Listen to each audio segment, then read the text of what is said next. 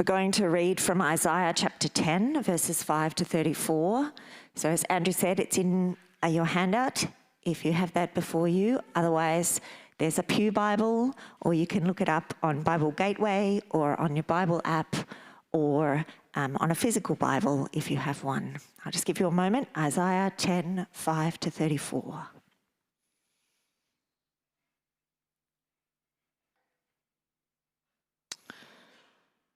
Woe to the Assyrian, the rod of my anger, in whose hand is the club of my wrath. I send him against a godless nation. I dispatch him against a people who anger me, to seize loot and snatch plunder, and to trample them down like mud in the streets. But this is not what he intends. This is not what he has in mind. His purpose is to destroy, to put an end to many nations. Are not my commanders all kings, he says? Is not Calno fared like Carchemish? Is not Hamath like Arpad, and Samaria like Damascus? As my hand sees the kingdoms of idols, kingdoms whose images excelled those of Jerusalem and Samaria, shall I not deal with Jerusalem and her images as I dealt with Samaria and her idols? When the Lord has finished all his work against Mount Zion and Jerusalem, he will say, I will punish the king of Assyria for the willful pride of his heart and the haughty look in his eyes. For he says, by the strength of my hand I have done this, and by my wisdom, because I have understanding. I removed the boundaries of nations. I plundered their treasures. Like a mighty one, I subdued their kings. As one who reaches into a nest, so my hand reached for the wealth of the nations. As people gather abandoned eggs, so I gathered all the countries. Not one flapped a wing or opened its mouth. The Lord Almighty, will send a wasting disease upon his sturdy warriors. Under his pomp, a fire will be kindled like a blazing flame. The light of Israel will become a fire, their Holy One a flame. In a single day it will burn and consume his thorns and his briars. The splendor of his forests and fertile fields it will completely destroy, as when a sick person wastes away. And the remaining trees of his forests will be so few that a child could write them down. In that day, the remnant of Israel, the survivors of Jacob, will no longer rely on him who struck them down, but will truly rely on the Lord, the Holy One of Israel. A remnant will return. A remnant of Jacob will return to the mighty God. Though your people be like the sand by the sea, Israel, only a remnant will return. Destruction has been decreed, overwhelming and righteous. The Lord Almighty, will carry out the destruction decreed upon the whole land. Therefore, this is what the Lord Almighty says. My people who live in Zion, do not be afraid of the Assyrians who beat you with a rod and lift up a club against you, as Egypt did. Very soon my anger against you will end, and my wrath will be directed to their destruction. The Lord Almighty will lash them with a whip, as when he struck down Midian at the rock of Oreb, and he will raise his staff over the waters, as he did in Egypt. In that day, their burden will be lifted from your shoulders, their yoke from your neck. The yoke will be broken, because you have grown so fat. They enter Aiath, they pass through Migron, they store supplies at Michmash. They go over the pass and say, we will camp overnight at Geba. Ramah trembles, Gibeah of Saul flees. Cry out, daughter Galam, listen, Leshah, poor Anathoth. Madmenah is in flight. The people of Gebim take cover. This day they will halt at Nob. They will shake their fist at the mount of daughter Zion, at the hill of Jerusalem. See, the Lord Almighty, will lop off the boughs with great power. The lofty trees will be felled, the tall ones brought low. He will cut down the forest thickets with an axe. Lebanon will fall before the mighty one.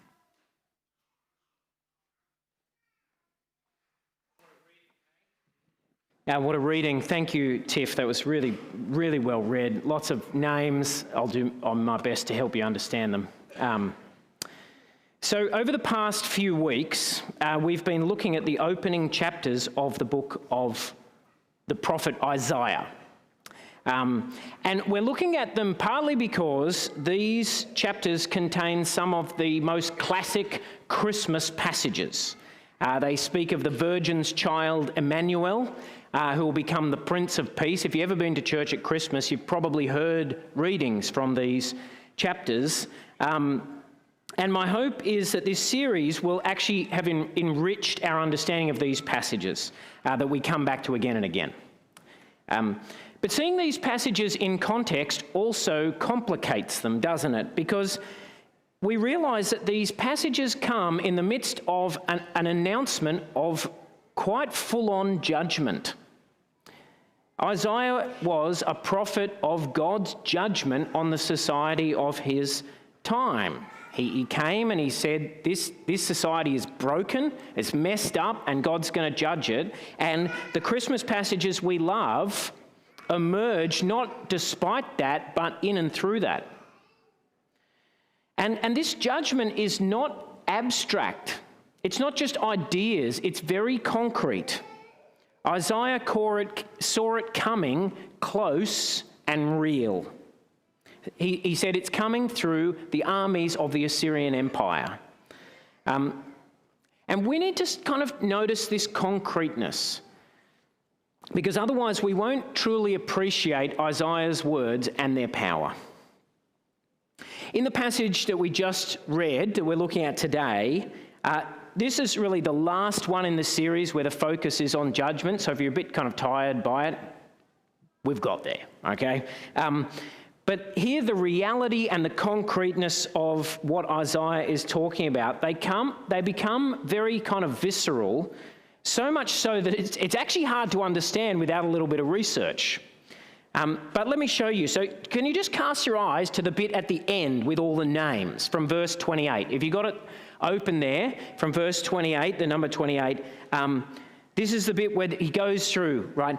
They enter Iath, they pass through Migron, they store supplies at Michmash, they go over the pass and say, we'll camp overnight at Geba. Ramah trembles, Gibeah of Saul flees. Cry out, daughter Galim. Listen, Laishah. Poor Anatoth, Madmenah is in flight. Like there's just a string of names, right?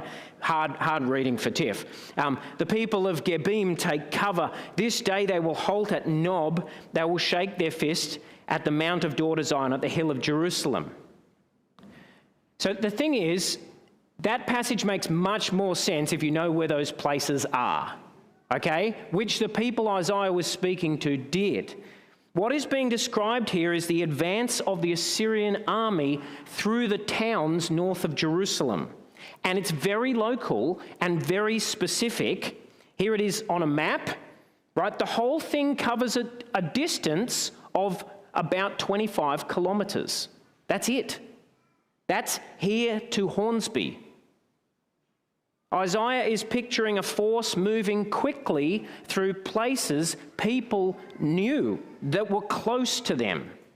Maybe that they're like their mum lived in. Imagine what this would be like to hear this. Like the names, you won't be able to see them, but they're there. Nob, Gebim, Galim, Madmenah, Gibeah, Ramah, Geba, Michmash, Iath, that's the ones, right? Imagine what it would be like to hear this. They're at Hornsby. They pass through Wahroonga. They're storing supplies at Epping. They keep going. Now they've crossed the water at Gladesville. If you're not from Sydney, you'll be like, what the heck? Now they're in Drummoyne. Balmain is terrified. They would be. Hopeless. Leichhardt are fleeing. But you see what I mean? It's that close. It's like really confronting. They're coming. They're almost here. It's very concrete. Isaiah's people couldn't avoid the reality of God's judgment, and we should reckon with that as well. But not just out of respect, but because it was through that, Isaiah said, through facing the reality of judgment, that the way would be opened to truly finding God. So come with me as we let Isaiah show us a little more about the concreteness of God's judgment. So we'll start back at verse 5. So in the first part of our passage, the reality of God's judgment comes into view in an interesting way because we get to see the perspective of Assyria, the invaders. Verse 5, woe to the Assyrian, says God, the rod of my anger. The verses that are from our passage, I'll just let you read. I won't put them on the screen. Woe to the Assyrian, the rod of my anger, in whose hand is the club of my wrath. I send him against a godless nation. I dispatch him against a people who anger me, to seize loot and snatch plunder, and to trample them down like mud in the streets. I send the Assyrian, says God. And yet the Assyrian doesn't know this. He thinks it's all his doing. Verse 7, have a look at it there. But this is not what he intends. This is not what he has in mind. His purpose is to destroy. The Assyrians, you see, have their own purposes. God's judgment is going to be exercised through their free initiative, their purposes. And that leaves plenty of room for the Assyrians to feel proud of themselves. Have a look at verse 8. From verse 8, Isaiah pictures the Assyrian king making a speech. This is his speech. He says, are not all my commanders kings? And then we get more names. Has not Calco fared like Carchemish? Is not Hamath like Arpad? And Samaria like Damascus?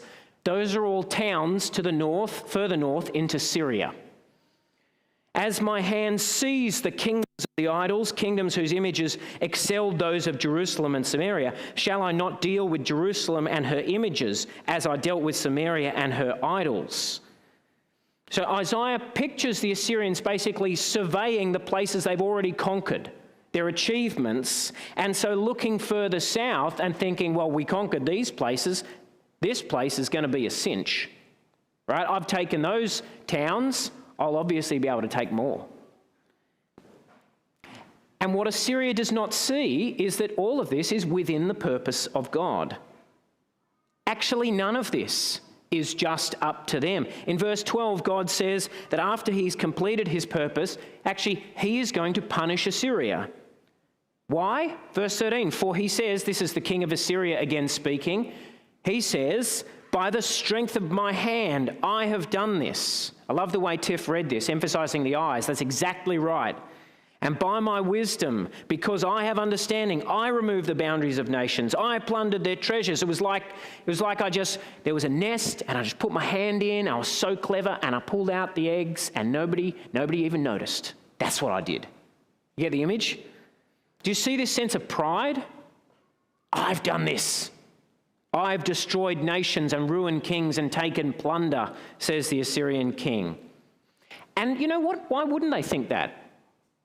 Assyria was invincible, the great power of the world at that time, unstoppable. We could liken them to the British Empire at the height of their power, going wherever in the world their ships chose, or to the United States after the fall of the Soviet Union, its warships patrolling the world, bringing down governments. With great power can come a sense of pride. But it's folly, it's foolishness to think that way, says Isaiah, because Assyria has only ever been just a tool in God's hand. Verse 15, have a look at this image. It's an amazing image. God says, does the axe raise itself above the person who swings it, or the saw boast against the one who uses it, as if a rod were to wield the person who lifts it up, or a club brandish the one who is not wood? I built a shelf the other day. Okay, that's my range as a carpenter. I can do a shelf. The saw, in my hand Was not going, right now, Andrew, back and forth, back and forth, back and forth. We're going to do that. You know, you see the point of the image, right? Assyria is a mere tool in God's hand. Like an axe, a saw, a rod. Can the tool take pride in the work of the craftsman? Let's just pause over this image a moment for what it teaches us about the sovereignty of God. God is in control. He is the king. He is sovereign over what takes place, such that Assyria can be pictured as just a tool. That's the picture we get in the Bible, that even the worst things still happen within the rule of God. But we shouldn't let the power of that image make us miss the other thing that's really clear in this passage, which is that Assyria is acting freely and is actually being held responsible for that action. Whatever acting freely is, Assyria is doing it, right?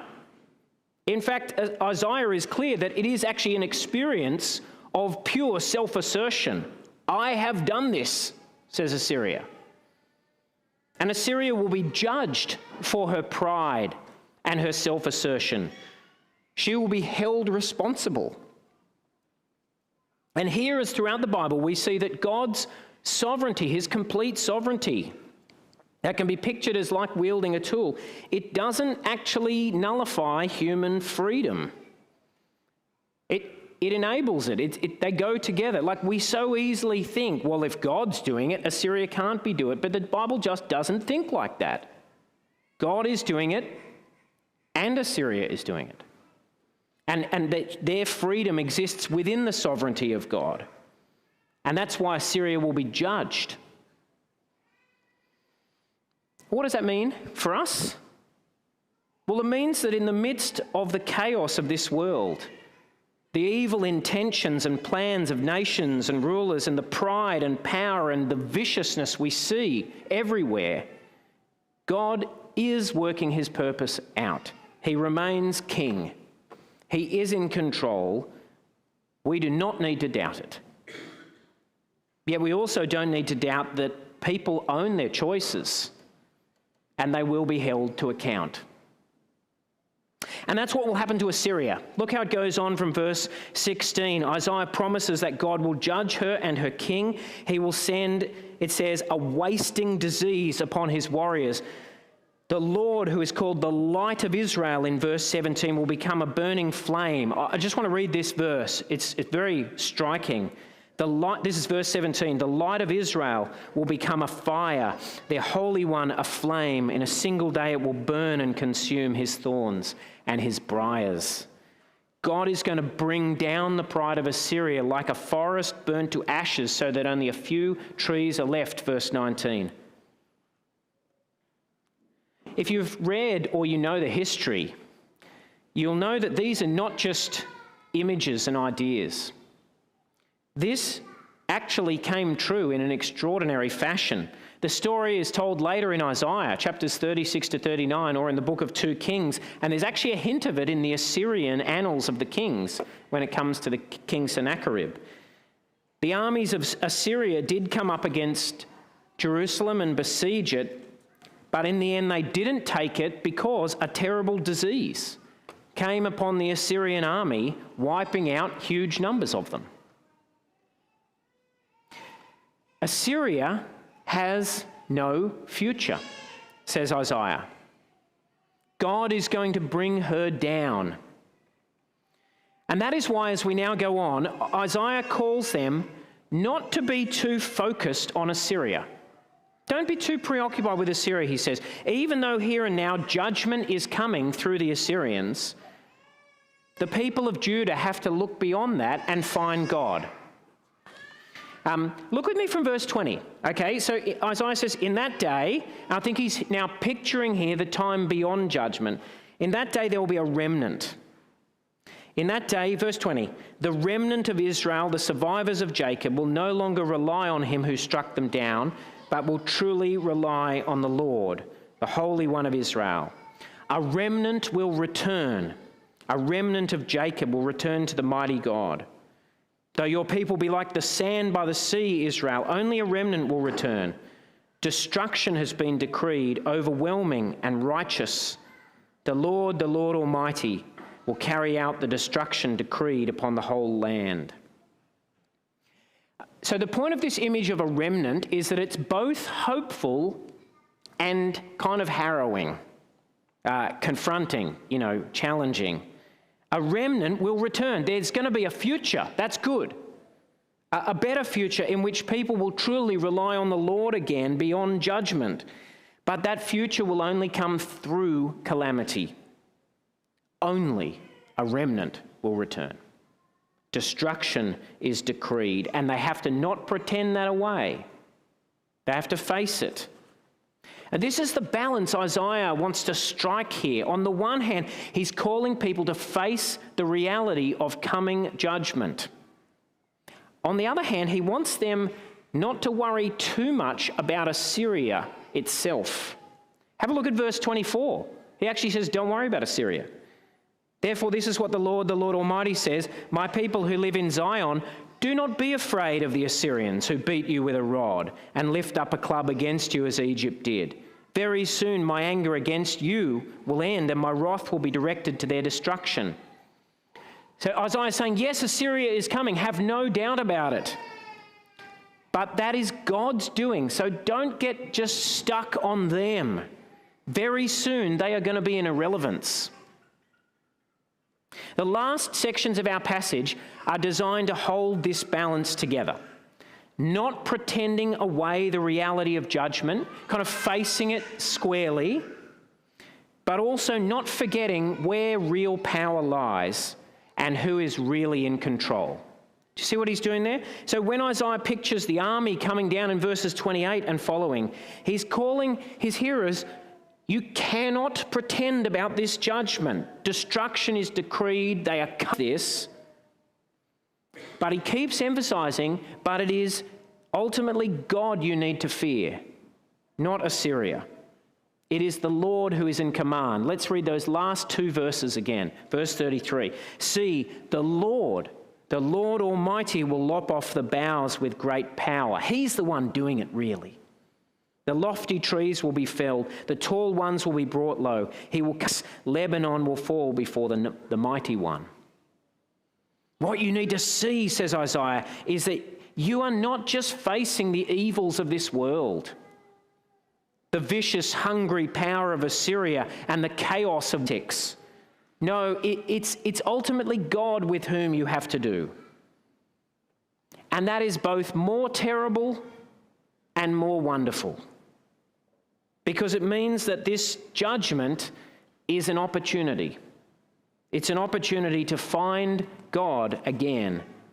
The God you have ignored and insulted and rejected. He is still interested in you, Isaiah says. He is here and now, present, terribly, in judgment. Do you see why the assurance that God will judge the Assyrians is so important? Because without that, it could seem as if God had just kind of let them go.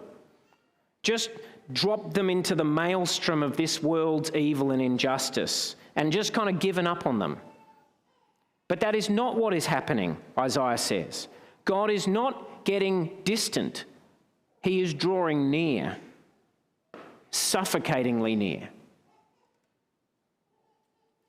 It wasn't God himself who threw the spears and drove the chariots of Assyria. Assyria chose that, did that, and was held accountable for it. But nor was God remote from those events. They were his work, his judgment.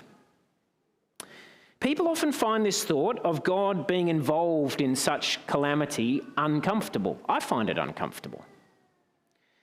We don't like the idea of God caught up in such things. How could his hands remain clean? But we should know what we lose if we refuse to let God be a God who judges.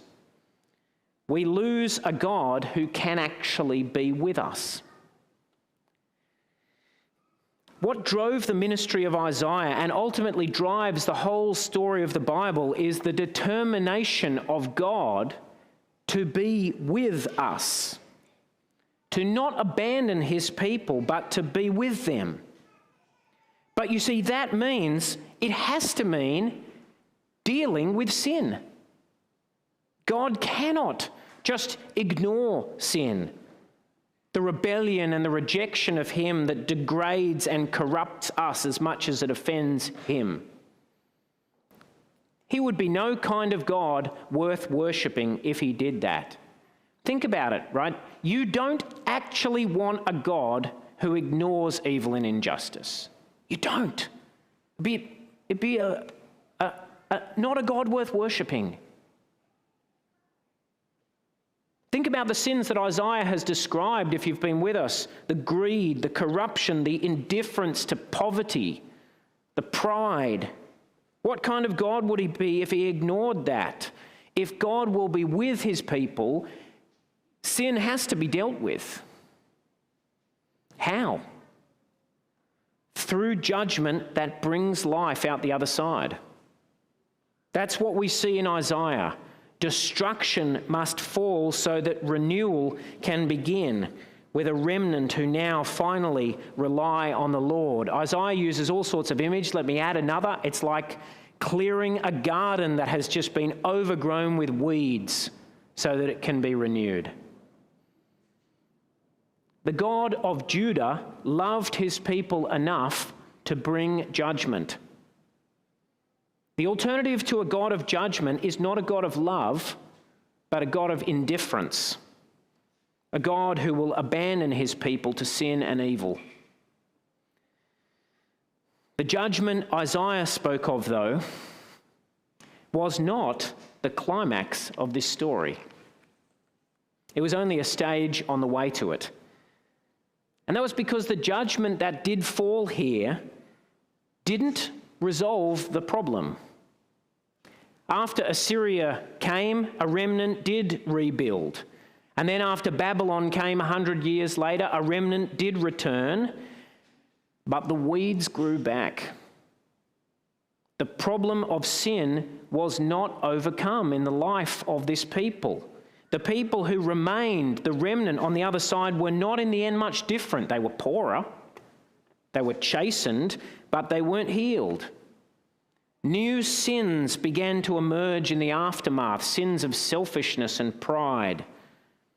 They didn't become what Isaiah pictures here, a people who truly rely on the Lord. And that's because the problem of sin isn't in the end a social problem. It's not something that could be solved by rebooting the nation of Judah. It is a deeper problem than that. It is a problem with the human heart, which turns away from God, like a magnet turned round the wrong way. Something is wrong with the human heart, something that resists God, perversely refusing his love and efforts again and again and again. That is why the judgment that Isaiah described couldn't be the end of the story. His vision of national destruction and renewal was only a sign of a much more intimate, but ultimately much more powerful moment of judgment, the death and resurrection of Jesus Christ. Do you know, when Jesus came to Jerusalem, he might have walked a similar path as the one the Assyrian armies took, or Isaiah pictures them taking. I don't know. There are only so many ways you can get down to Jerusalem from the north. People in Jerusalem would have heard about it. You know, he's at Jericho. Now he's at Bethany. And you know, Jesus too came bringing judgment. I have come to bring fire on the earth, he said. How I wish it were already kindled. Woe to you, Chorazin. Woe to you, Bethsaida. Woe to you, Pharisees. He stood on the Mount of Olives just across the valley from Jerusalem and said, I tell you the truth, not one stone will be left upon another. And yet, when he finally came to the city, he did not take life. He offered his own. Instead of bringing fire, he let it fall upon himself. Just as with Assyria, those who meted out the punishment, they thought much of themselves. Herod congratulated himself as he sent Jesus to Pilate. The chief priests believed they were pulling the strings at every point. Pilate himself said to Jesus, "Don't you realize I have power either to free you or to crucify you? Do you hear the echoes of Assyria? By the strength of my hand I have done this." But Jesus knew that's not how things are. Does the axe raise itself above the one who swings it? And so look at his answer to Pilate. He said, "You would have no power over me if it were not given to you from above." It's perfect. It's exactly what Isaiah said. The lesson of Isaiah was deep in his heart, you see. It is the Lord's to give and the Lord's to take. And in the end, he had to do with God. And so on the cross, he didn't cry out in judgment and anger on others.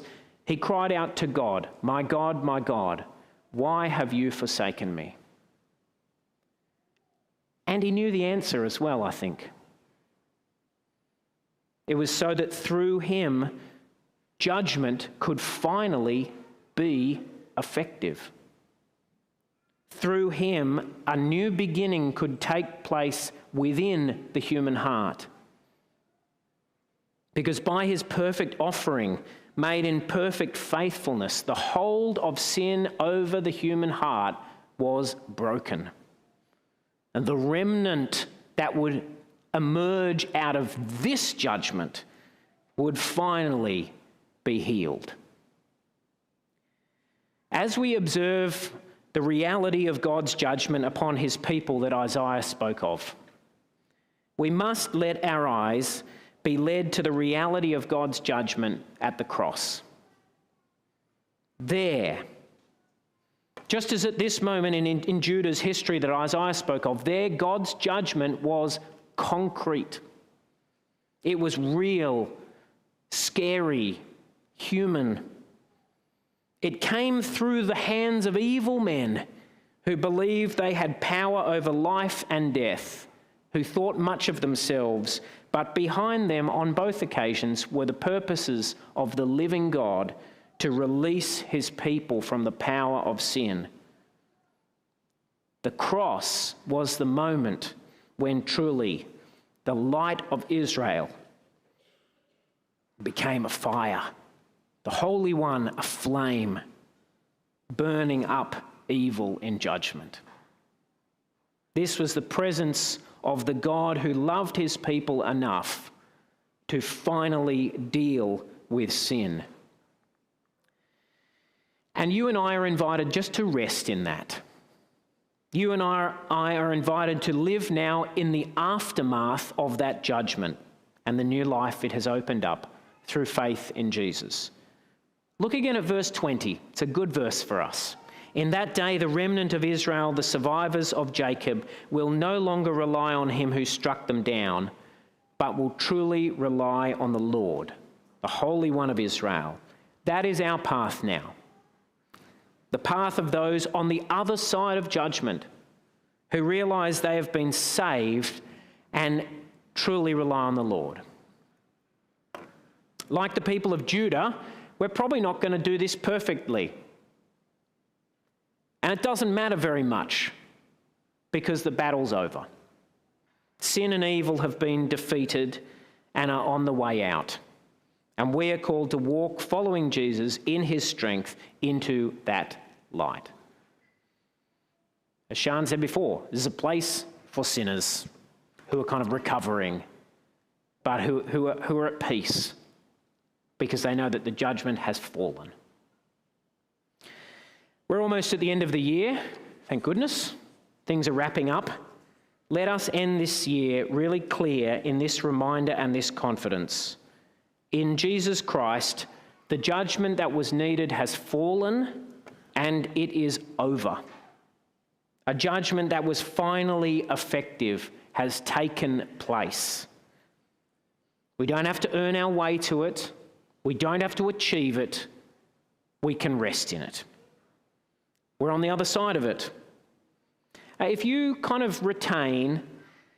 if you keep feeling a lurking sense of dread, a fear of how you stand with God, fear of his approaching judgment, can I invite you to turn your eyes to the cross and see the moment where God's judgment was completely real and where the light of Israel became a burning flame and burnt up all your sin and your guilt and your shame once and forever.